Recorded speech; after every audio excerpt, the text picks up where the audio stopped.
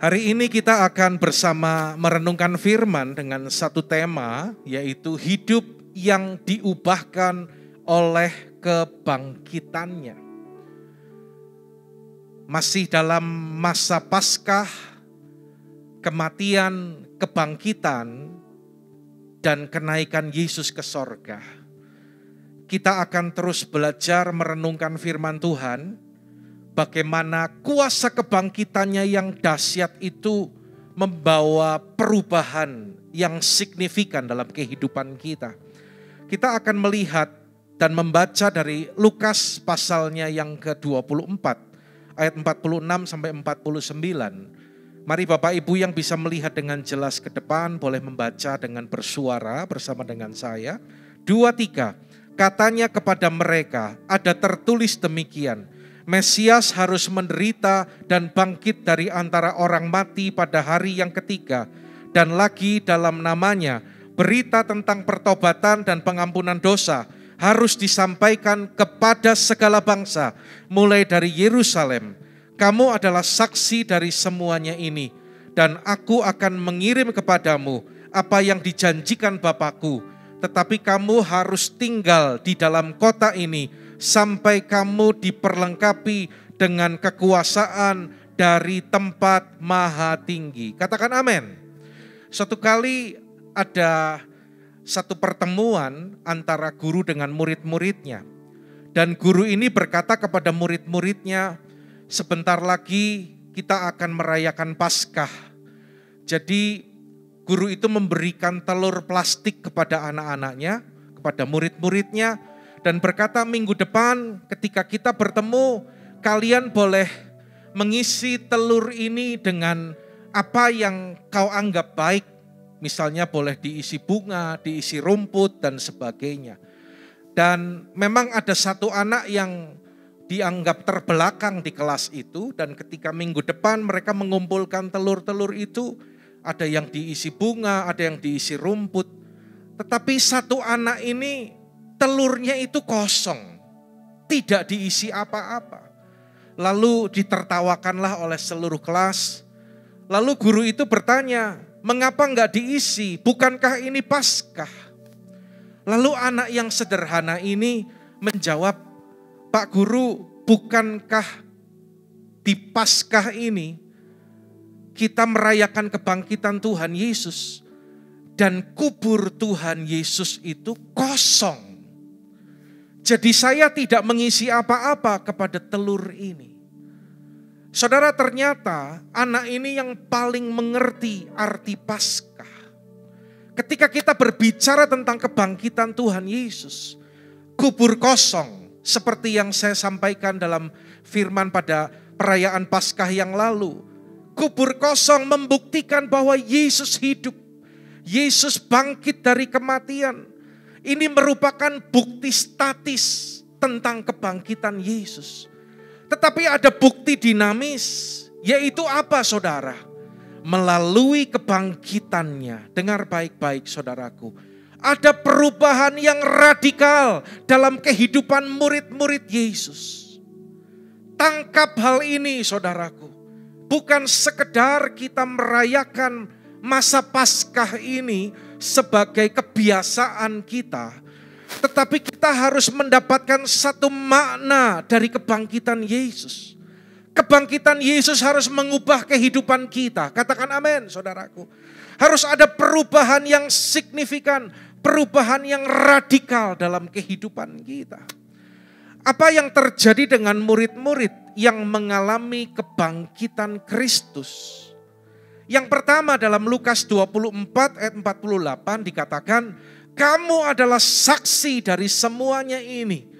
Saudara, yang pertama, orang yang mengalami kuasa kebangkitan Kristus, maka hidupnya akan menjadi saksi Kristus. Katakan sekali lagi sama-sama, 2, 3, menjadi saksi Kristus. Murid yang sadar bahwa Tuhan Yesus sudah bangkit, tidak boleh berdiam diri, tidak boleh bungkam saudaraku. Dia harus berani untuk menceritakan kepada orang lain, kepada semua orang. Apa yang saya sampaikan saya akan ulangi. Saya katakan bahwa semua pemimpin tokoh agama semasa hidup, dan ketika mereka mati selesai, kuburannya masih ada sampai saat ini dan mereka tidak bangkit lagi.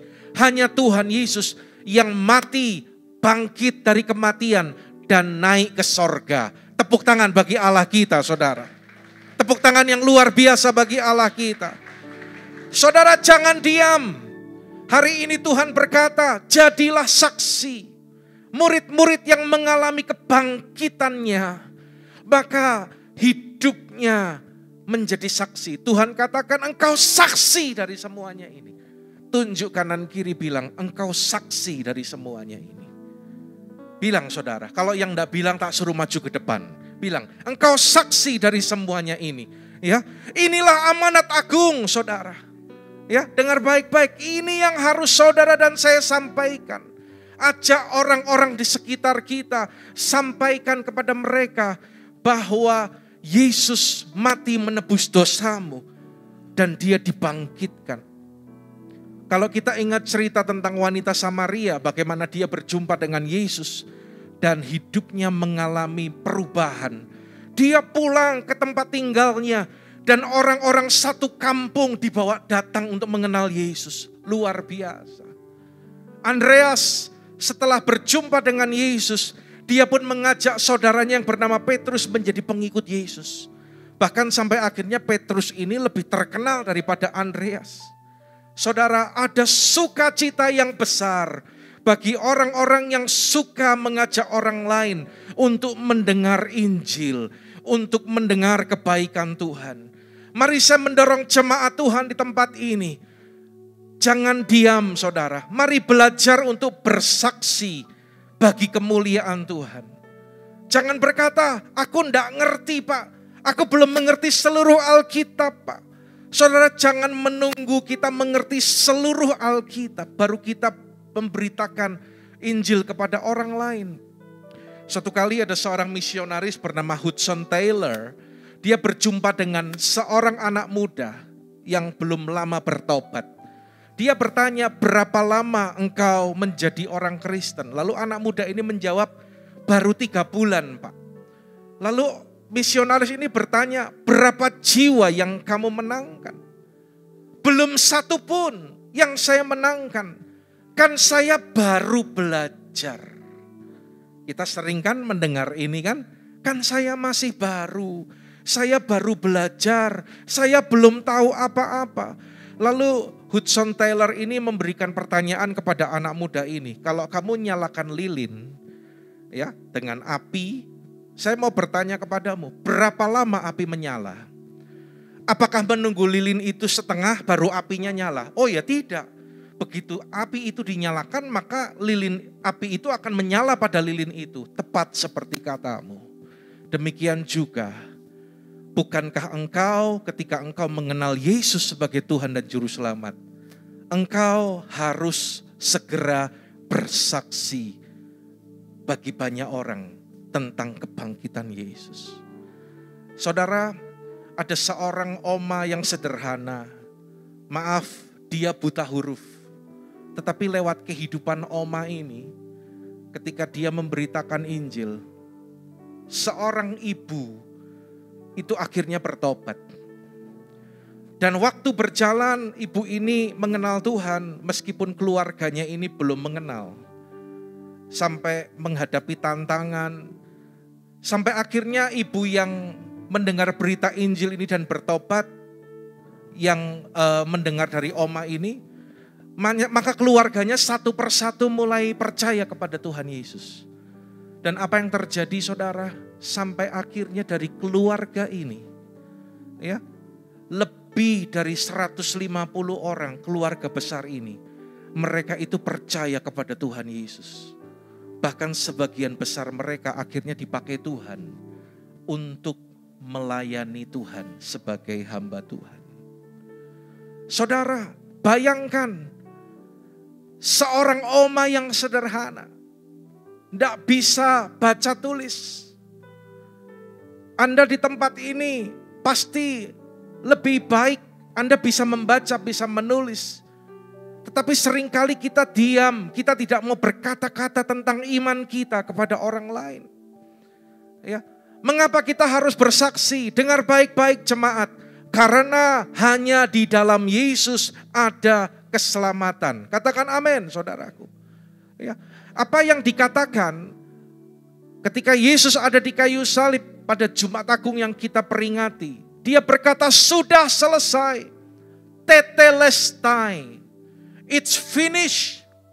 Saudara, kalau kita berbicara tentang kata tetelestai dalam dunia perdagangan, itu artinya hutang sudah lunas dibayar.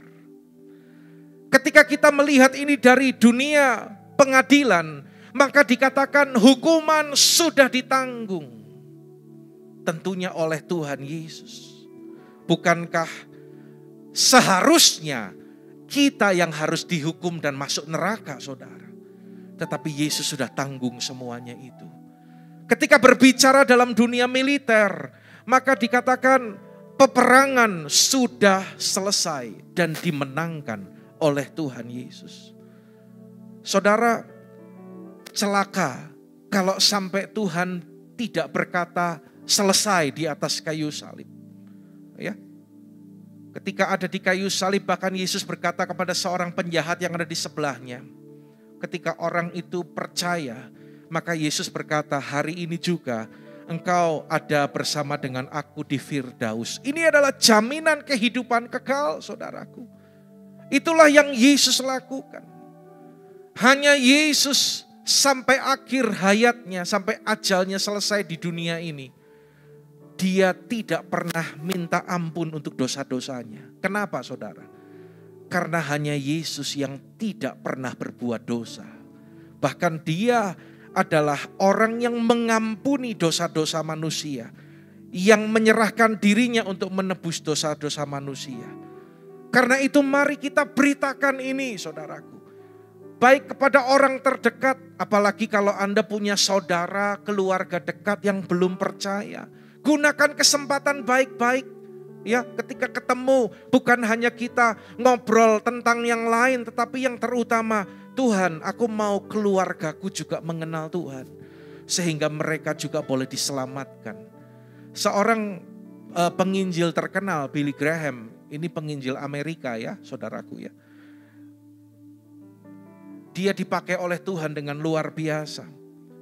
Lewat teknologi, apakah itu radio, televisi, dan terakhir ini kan kita juga bisa menikmati YouTube ya, jaringan internet.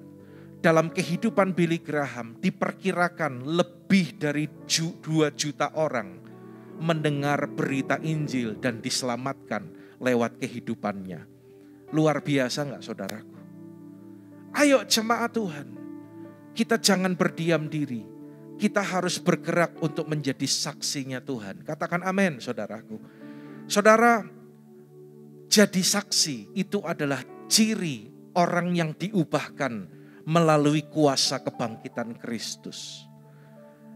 Ada satu cerita, satu kali ada seekor anjing sedang berjalan di pinggir jalan dan ketika akan menyeberang dia itu tertabrak motor, tidak sengaja tertabrak. Sampai anjing itu terluka berguling-guling. Dan di belakang motor itu ada mobil, motor itu kabur. Lalu dari mobil itu turun seorang dokter dan dia berbelas kasihan, dia menyelamatkan anjing ini. Dibawanya pulang, diobatilah luka-lukanya, diberi makan. Dan dokter ini berpikir, aku akan simpan dulu di dekat garasi mobilku, besok aku akan bawa anjing ini ke tempat di mana aku menemukan. Ya, karena hari sudah malam. Ternyata ketika dibawa ke garasi, anjing itu lompat dan berlari. Ya, yang enggak pamitan, enggak bilang terima kasih. Dokternya ini sampai batin, oh ya wes dasar anjing gitu ya, enggak tahu berterima kasih gitu kan. Rupanya saudara, keesokan besoknya malam hari menjelang malam itu dia datang lagi. Ngetok pintu, ya bukan tok itu bukan gitu ya, tapi krek gitu. Ketika dokter ini membuka pintu, dia melihat anjing yang kemarin kok datang lagi. Lalu sambil gerak-gerakin ekornya. Anjing itu kalau gerak-gerakin ekornya itu kan tanda dia itu senang ya. Dengan bahasanya dia seolah-olah berkata, terima kasih kalau kemarin aku sudah diselamatkan. Maaf ya kemarin gak sempat, terima kasih. Terus sambil terus gerak-gerakan ekornya, anjing itu noleh ke kanan. Dan ternyata di sebelah kanannya juga ada seekor anjing yang kondisinya juga luka-luka. Habis ditabrak motor juga, saudara. Dengan bahasanya seolah-olah anjing itu berkata, kalau kemarin saya ditolong, saya diobati, sampai saya sekarang pulih, sembuh. Sekarang tolonglah temanku ini yang sedang terluka. Kalau kita kasih istilah kepada anjing ini adalah anjing yang punya misi ya, anjing misioner, saudara. Anda bayangkan seekor anjing saja bisa bawa temannya untuk diobati oleh dokter itu. Ya, bukankah kita pun harus membawa orang-orang yang belum mengenal Yesus sehingga penyakit dosa itu disembuhkan, dosa-dosanya diampuni, dan orang itu diselamatkan. Yang mengerti katakan amin, saudaraku. Siapa yang mau menjadi saksi Yesus? Puji Tuhan, tepuk tangan bagi Allah kita. Hal yang kedua, apa yang terjadi atas murid-murid ketika mereka mengalami kebangkitan Yesus? Pada ayat yang ke-49 dikatakan, aku akan mengirim kepadamu apa yang dijanjikan Bapakku, tetapi kamu harus tinggal di dalam kota ini sampai kamu diperlengkapi dengan kekuasaan dari tempat maha tinggi. Perhatikan ya. Hal yang kedua bagi orang-orang yang berjumpa dengan Yesus, yang mengalami kebangkitan Yesus, hidupnya akan diubahkan. Yaitu apa, saudara? Ia akan mengalami kepenuhan Roh Kudus. Katakan amin. Ia akan alami jamahan Roh Kudus, kepenuhan Roh Kudus. Ya.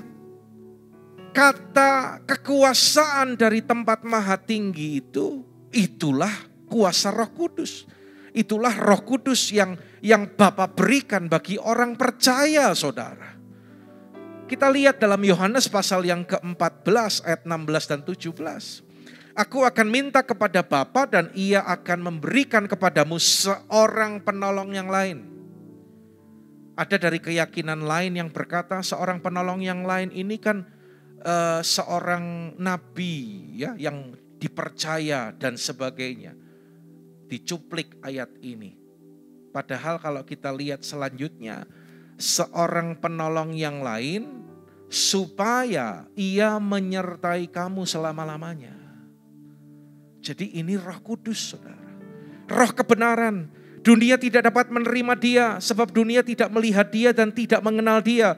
Tetapi kamu mengenal dia sebab ia menyertai kamu dan akan diam di dalam kamu. Saudara, Tuhan menjanjikan kuasa Roh Kudus-Nya. Roh Kudus-Nya tinggal dalam kehidupan kita. Pertanyaannya adalah mengapa kita harus menerima Roh Kudus? Karena kita adalah manusia yang lemah dan terbatas. Harus ada kuasa dari tempat maha tinggi yang ada dan diam dalam kehidupan kita. Kalau nanti Anda baca ya, dalam Roma pasal yang pertama ayat 3 dan 4. Siapakah Roh Kudus? Saudara, Roh Kudus adalah yang membangkitkan Kristus dari antara orang mati. Perhatikan saudaraku. Roh yang luar biasa. Roh yang dahsyat. Dan sekarang roh yang membangkitkan Kristus dari antara orang mati 2000 tahun yang lalu. Dengar baik-baik. Roh itu yang mau tinggal dan masuk dalam kehidupan kita. Memimpin kehidupan kita. Dan kita menjadikan tubuh kita ini menjadi bait Roh Kudus. Apa karya Roh Kudus dalam kehidupan orang percaya? Yang pertama, Roh Kudus membuat kita itu akan mengalami kelahiran baru. Ya, Alkitab katakan bahwa tidak ada seorang pun yang dapat mengaku Yesus adalah Tuhan selain oleh Roh Kudus. Jadi kalau kita ada di tempat ini dan Anda punya pengalaman kelahiran baru, Anda mengucapkan dengan hati, percaya dalam hati dan mengucapkan dengan mulut bahwa hanya Yesus satu-satunya Tuhan dan Juru Selamat yang telah mati dan dibangkitkan untuk menebus dosa saya. Dan dosa saya diampuni dan saya tidak masuk neraka, saya menerima keselamatan kekal di sorga. Saudara, itu karya Roh Kudus. Kalau manusia secara umum ya tidak bisa. Mereka berkata mungkin mana bisa, ya, nggak bisa percaya kepada Tuhan Yesus. Dengar, kalau seseorang bisa percaya, itu semata-mata karena digerakkan oleh Roh Kudus. Berbahagialah saudara dan saya kalau kita menjadi bagian dari orang-orang yang boleh mengenal dan percaya kepada Tuhan Yesus. Amin, saudaraku.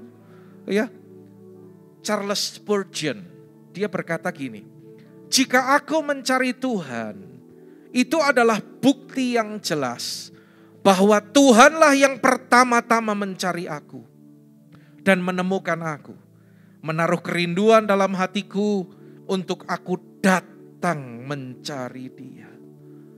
Roh Kudus membuat kita percaya dan diselamatkan. Katakan amin, saudara. Hal yang kedua, karya Roh Kudus, Dia akan memenuhkan kita dengan kuasanya sehingga kita menjadi saksinya.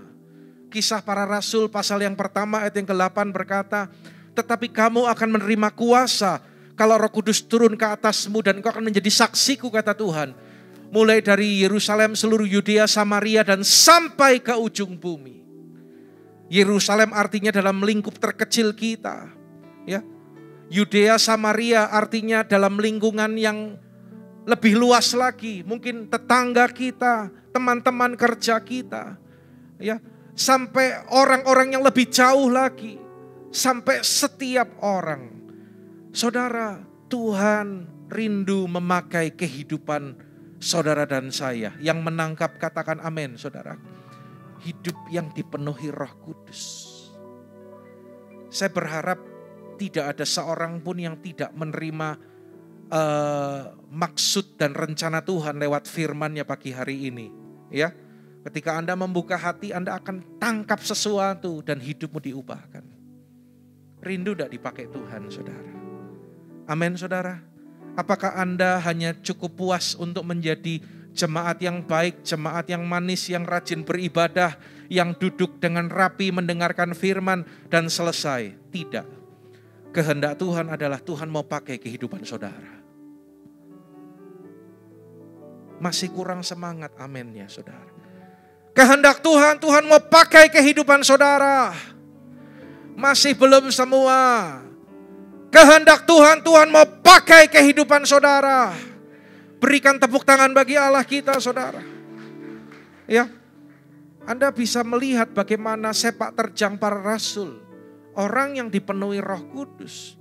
Orang yang dipenuhi dengan kuasa Tuhan. Ya, dengan pengurapan Roh Kudus. Ketika Petrus melayani, bahkan Tuhan pakai dia. Bayangannya saja menyembuhkan orang sakit. Dalam Kisah Para Rasul pasal 19 Anda melihat bagaimana pelayanan Paulus, sapu tangan yang dipakai Paulus ketika diletakkan atas orang sakit, orang itu sembuh. Jangan takut untuk mendoakan orang sakit.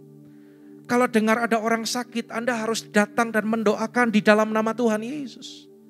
Loh Pak, nanti nek enggak sembuh piye Pak? Urusan sembuh atau tidak, itu Tuhan yang bisa menyembuhkan. Amin, saudaraku. Ya. Orang itu mau sembuh atau orang itu justru sebaliknya meninggal. Waduh, dulu sempat ada istilah waktu saya masih PDP dulu ya, pendeta pembantu, waktu itu saya mendoakan orang gitu ya. Ada orang joke, wah kalau didoakan gak sembuh malah mati, berarti ini pendeta pencabut nyawa katanya, saudara. PDP itu pendeta pencabut nyawa katanya. Di Purwokerto pernah suatu kali kejadian gini. Ada orang itu sakit, gak sembuh-sembuh sudah lama. Ya. Lalu saya mendengar berita kalau dia menunggu untuk didoakan. Dan saya datang ke rumahnya, saya bawa gitar. saya mendoakan orang ini, saudara. Tak ajak nyanyi nyembah Tuhan. Dengar, sakit parah, tidak sembuh-sembuh, tapi juga nggak mati-mati. Tersiksa nggak?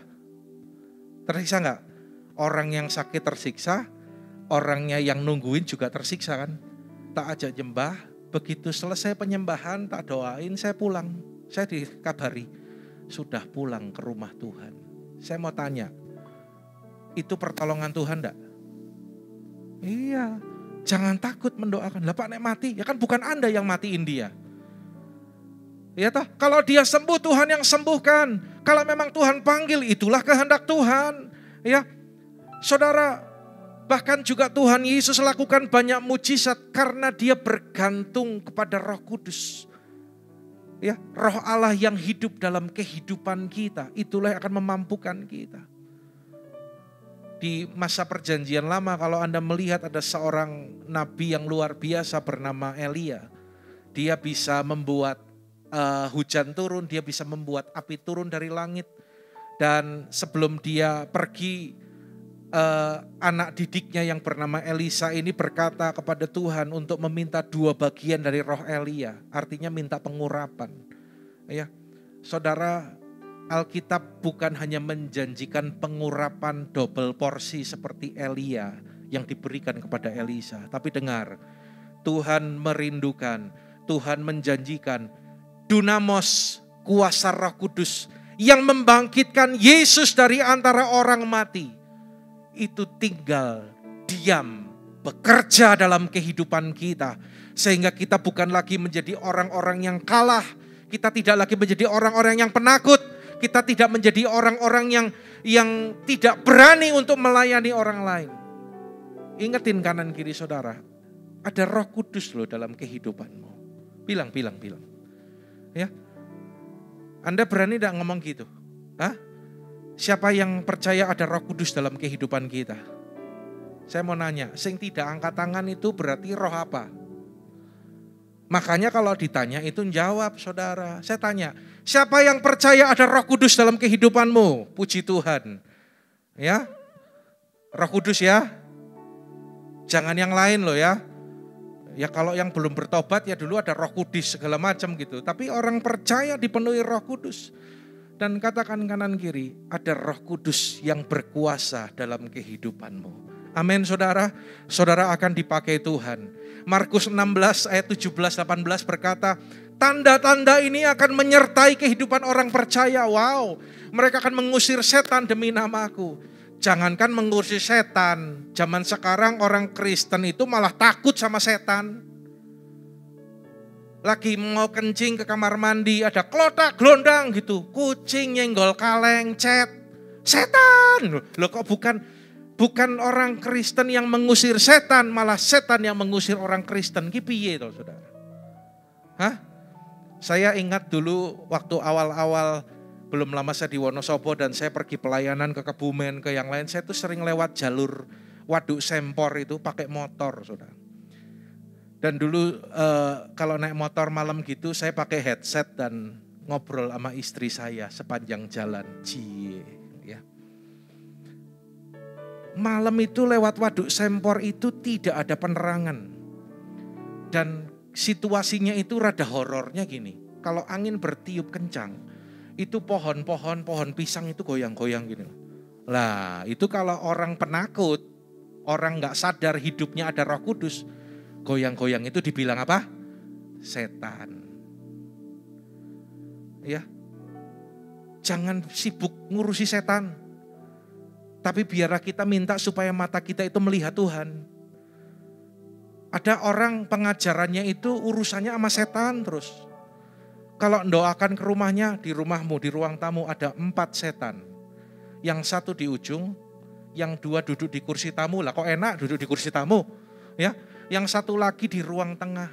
Ya, memang Alkitab katakan bahwa dunia ini di bawah kuasa si jahat. Tapi maksud saya gini loh, nggak usah sibuk ngurusi setan. Wong nggak diurusi memang ada setan gitu loh saudara. Tapi lebih baik kita minta supaya mata kita ini diurapi oleh Tuhan supaya kita bisa melihat Tuhan.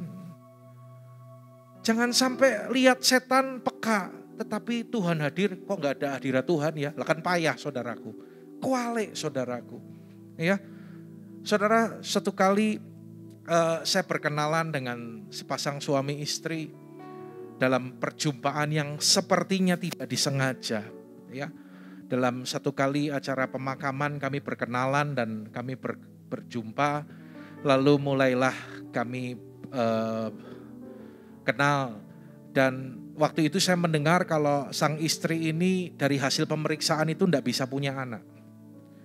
Lalu sebagai seorang hamba Tuhan, saya mendengar seperti itu, saya selalu katakan, ayo kita berdoa.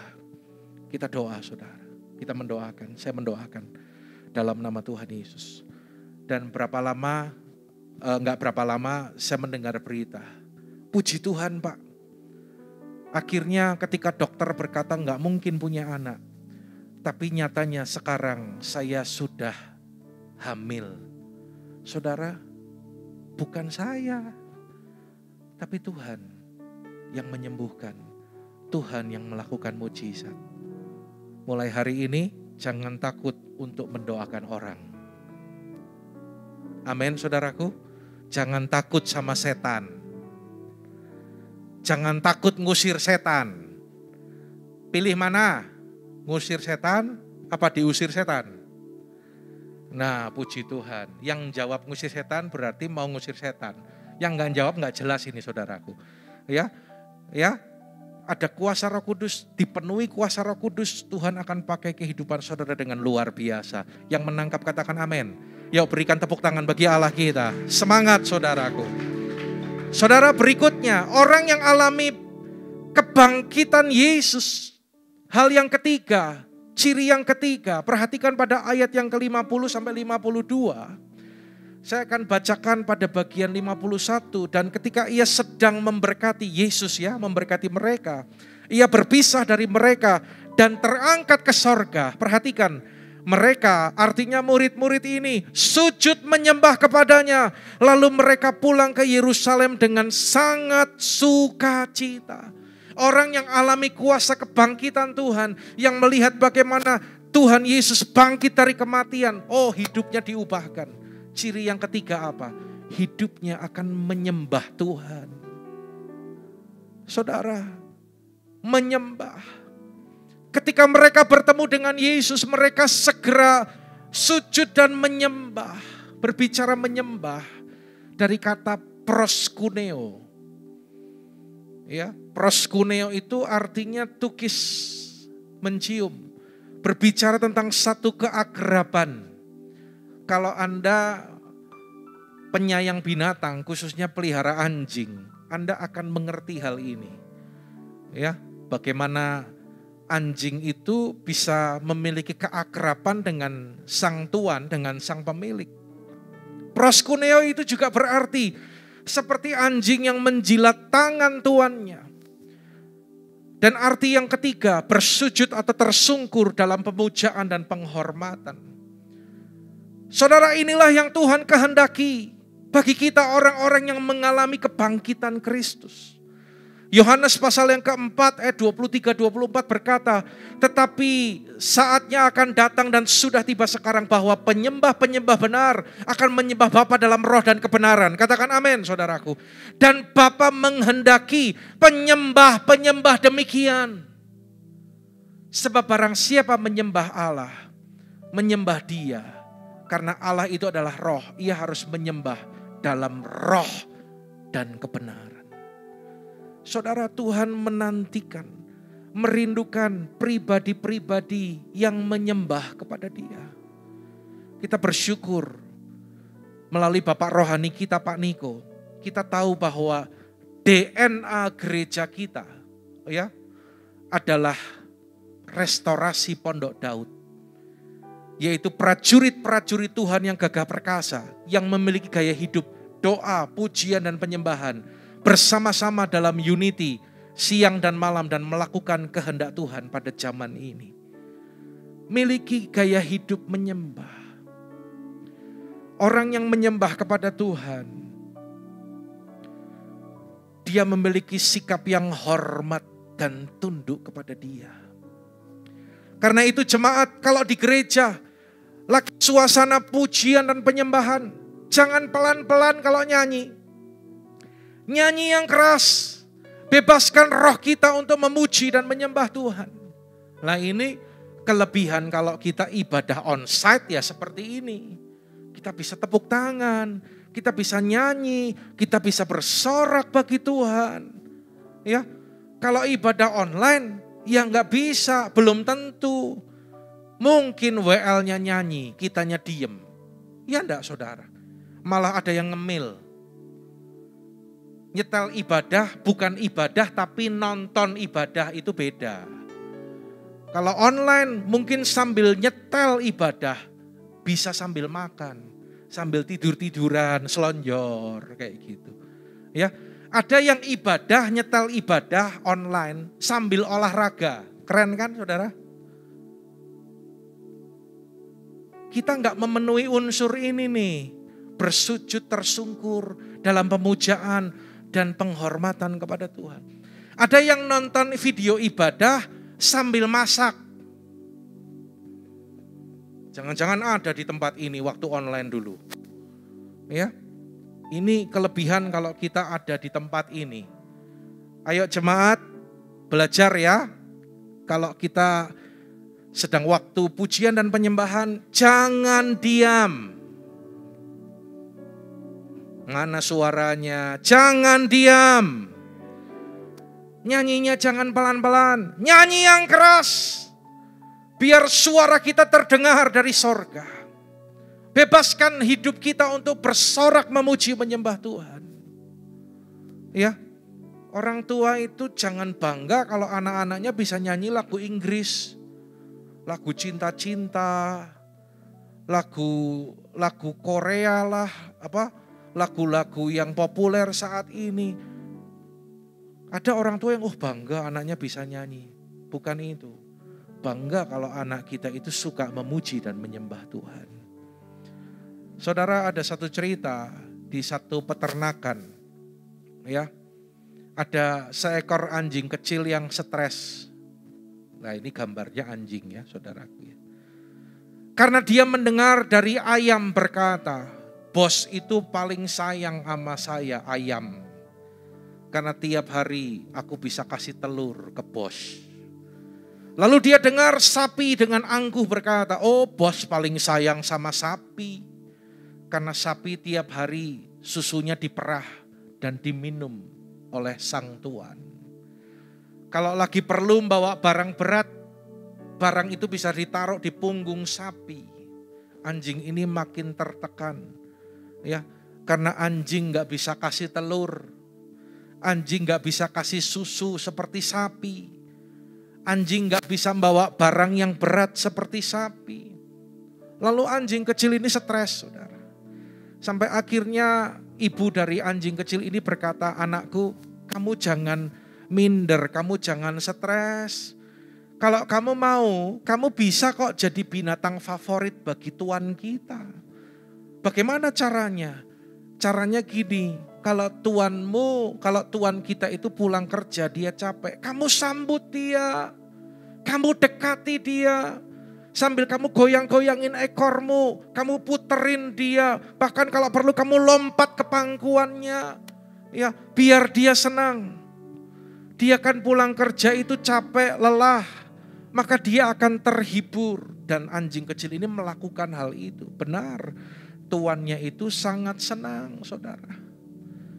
Saudara, mungkin kita nggak punya uang yang sangat banyak untuk memberikan persembahan di rumah Tuhan.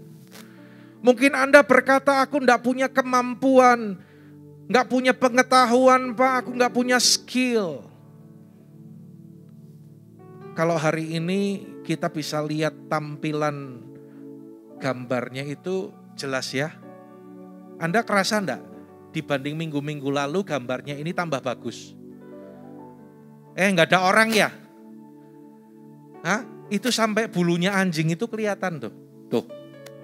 Ya, ini bukan proyektor yang baru, ini proyektor yang kemarin. Saya itu bilang sama tim multimedia, tolong ini diberesin lah. Nah, kemarin dibantu oleh Benaya, Ya puji Tuhan, dia memang belajar tentang hal ini dulu waktu kuliah juga dan dia punya pengetahuan. Lalu mereka mulai memeriksa, ternyata masalahnya bukan di proyektor, ternyata masalahnya bukan di monitor. Kemarin TV ini tuh sudah gini-gini, saya baru mau bilang itu TV harus diganti, yang monitor menghadap panggung. Ternyata dicek memang kabelnya, jadi kabel VGA itu ada batasnya, nggak bisa terlalu panjang. Lah saya juga gumun kalau secara rumus itu nggak mungkin sepanjang itu, gambarnya pasti jelek.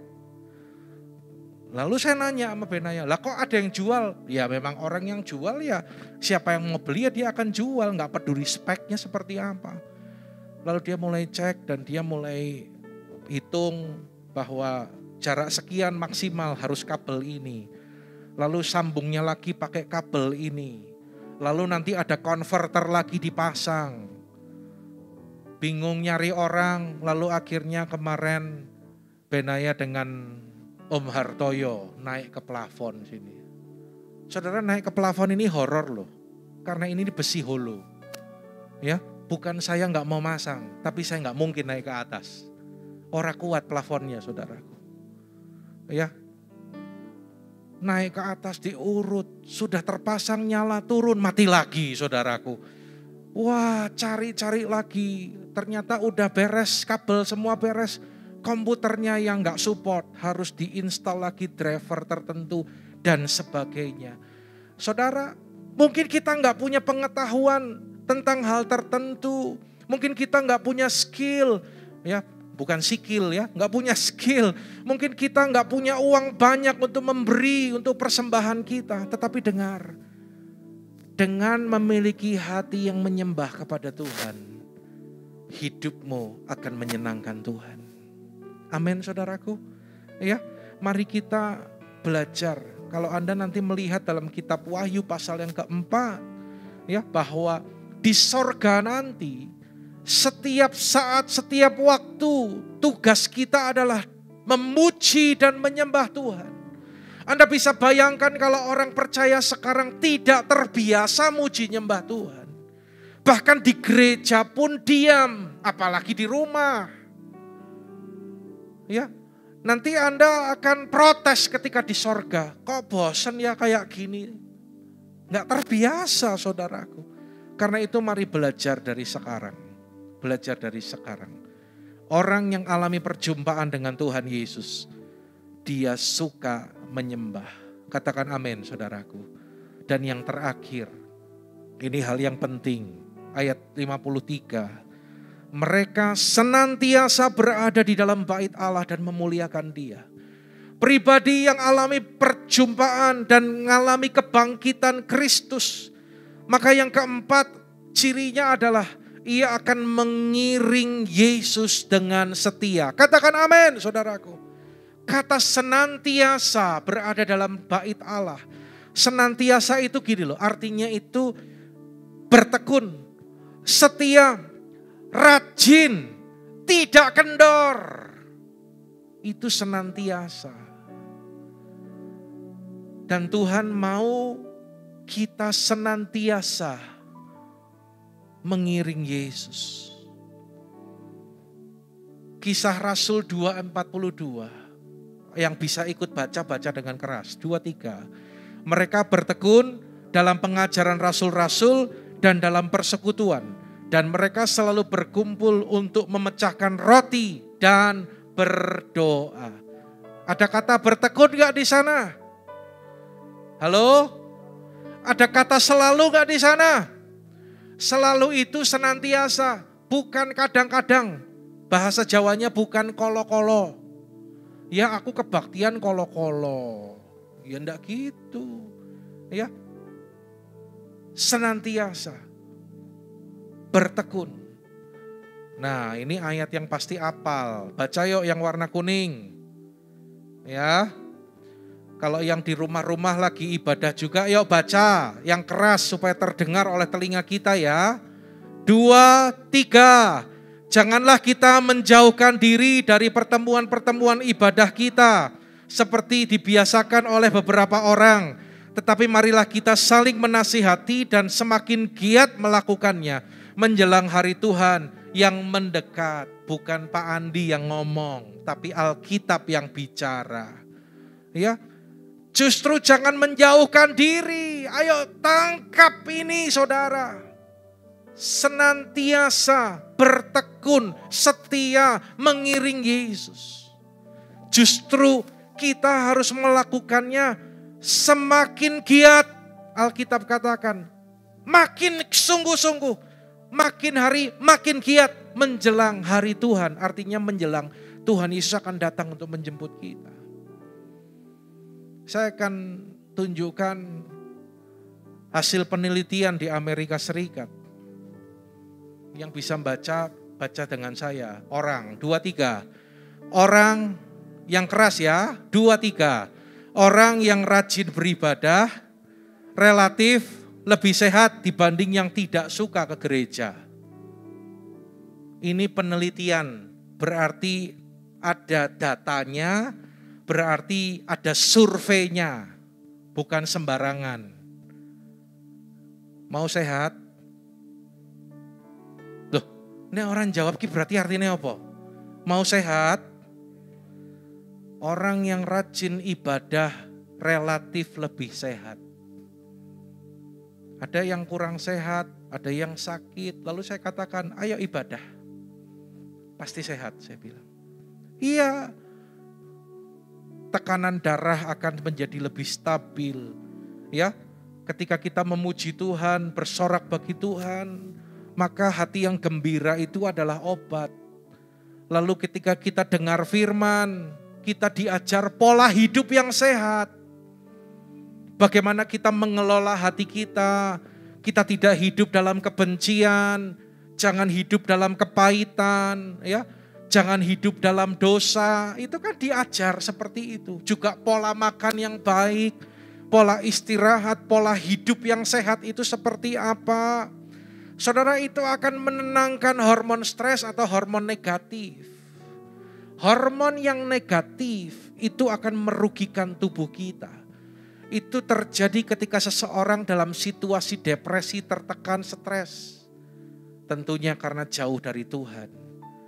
Kalau kita dekat dengan Tuhan, kalau kita setia kepada Dia, kalau kita tekun beribadah, saudara, maka Tuhan itu akan kasih kekuatan bagi kita. Ya. Gadget ini, tablet ini bisa saya pakai dengan segala kemampuannya. Ini bisa buat setel YouTube, ini bisa buat browsing, ini bisa buat nge-shoot, ini bisa buat materi, saya naruh materi khotbah di sini, ya.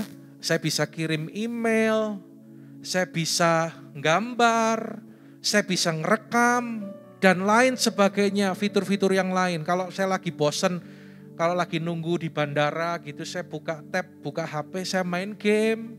Bisa buat nyatet khotbah, bisa buat baca Alkitab, bisa buka aplikasi yang lain, bisa buat pesen hotel, pesen tiket pesawat dan sebagainya.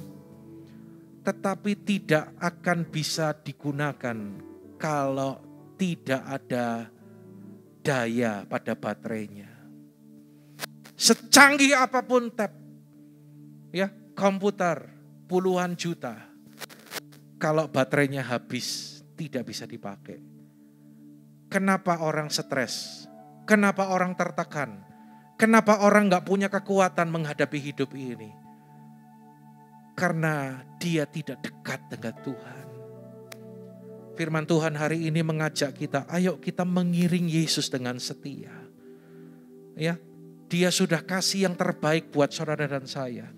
Saudaraku, jangan meninggalkan waktu-waktu ibadah kita. Dengar, saya mau sampaikan ini dengan sungguh-sungguh. Tetap tekun. Ya. Dalam ibadah, Anda tekun mengikuti perjamuan kudus ya. Kecuali kalau yang sedang dalam perjalanan keluar kota atau sedang kondisi kurang sehat. Ya memang supaya tidak hadir di tempat ini ya enggak apa-apa. Tapi kalau Anda yang bisa datang, jangan sampai hal-hal yang lain itu mengalahkan waktu kita untuk kita ada di rumah Tuhan. Apa pengaruh Pak? Iya, itu akan menunjukkan prioritas kita itu kemana. Ya, kita ikut perjamuan kudus, menerima persekutuan dengan tubuh dan darah Kristus. Yang sakit akan sembuh, bukan seperti kita itu minum jimat karena jimat atau minum anggurnya, bukan. Tapi karena imanmu kepada Tuhan Yesus. Maka ketika engkau menerima roti dan anggur, engkau sembuh, saudara. Banyak orang belum ngerti hal ini. Ya, ketika kita memberikan persembahan, persembahan itu adalah bagian dari ibadah kita kepada Tuhan. Bukan sumbangan, bukan pemberian sukarela, tetapi kolekte, persembahan. Itu adalah sesuatu yang kita persembahkan. Kalau sumbangan itu dari orang yang lebih punya, yang kaya, kasih yang kurang. Betul saudaraku? Tapi kalau persembahan dari kita yang tidak punya, kita mempersembahkan kepada pribadi yang kita hormati, pribadi yang kita hargai. Itulah persembahan. Kita datang untuk kasih persembahan. Ya, setia mengiring Yesus, setia mengembalikan persepuluhan. Anda sedang lakukan untuk Tuhan, bukan buat Pak Pendeta. Ya. Setia melayani Tuhan. Saya berdoa supaya jemaat menangkap sungguh-sungguh. Karena ini adalah ciri dari orang yang mengalami perjumpaan, mengalami kebangkitan Yesus. Ada satu kisah yang diceritakan dalam sejarah gereja. Jadi pada waktu Yesus disalib, kelihatannya Yesus itu sudah mati. Karena sudah bilang tetelestai tadi, sudah selesai. Lalu dia menyerahkan nyawanya. Lalu ada seorang kepala pasukan Roma yang ambil tombak lalu tusuk lambung Yesus. Keluar air dan darah dari lambung Yesus ini. Dan orang ini menurut catatan namanya itu Longinus. Ya. Tombak yang digunakan itu masih ada sampai saat ini, ada di Vatikan, saudara. Jadi ketika tombak itu ditusukkan ke lambung Yesus, itu adalah satu SOP untuk memastikan orang hukuman itu mati. Bukan pura-pura mati atau pingsan, tapi benar-benar mati. Cublek tombak lambungnya, cus. Lalu keluarlah air dan darah. Nah saudara, di balik cerita ini ternyata ada mujizat yang terjadi. Jadi ketika Longinus itu dia menusuk lambung Yesus dengan tombak, dia mengalami mujizat. Jadi selama ini tuh matanya itu kabur, ya karena dia mungkin lebih senior dari yang lain, jadi matanya udah mulai kabur. Dan dia pemimpin pasukan yang bertugas untuk memastikan Yesus itu sudah mati. Dan ketika dia tusuk itu, air dan darah itu keluar. Ada yang nyiprat ke matanya, saudara. Dan ketika itu kena matanya, seketika mata yang kabur itu jadi terang. Sembuh. Menyebabkan orang ini berkata dalam Markus 15 ayat 39. Sesungguhnya orang ini adalah anak Allah. Saudara, bagaimana mungkin seorang kepala pasukan Roma, kepala senturion, dia bisa percaya bahwa Yesus adalah Tuhan? Karena dia mendengar perkataan Yesus, karena dia melihat sikap Yesus, karena dia melihat gempa terjadi, 3 jam kegelapan melanda.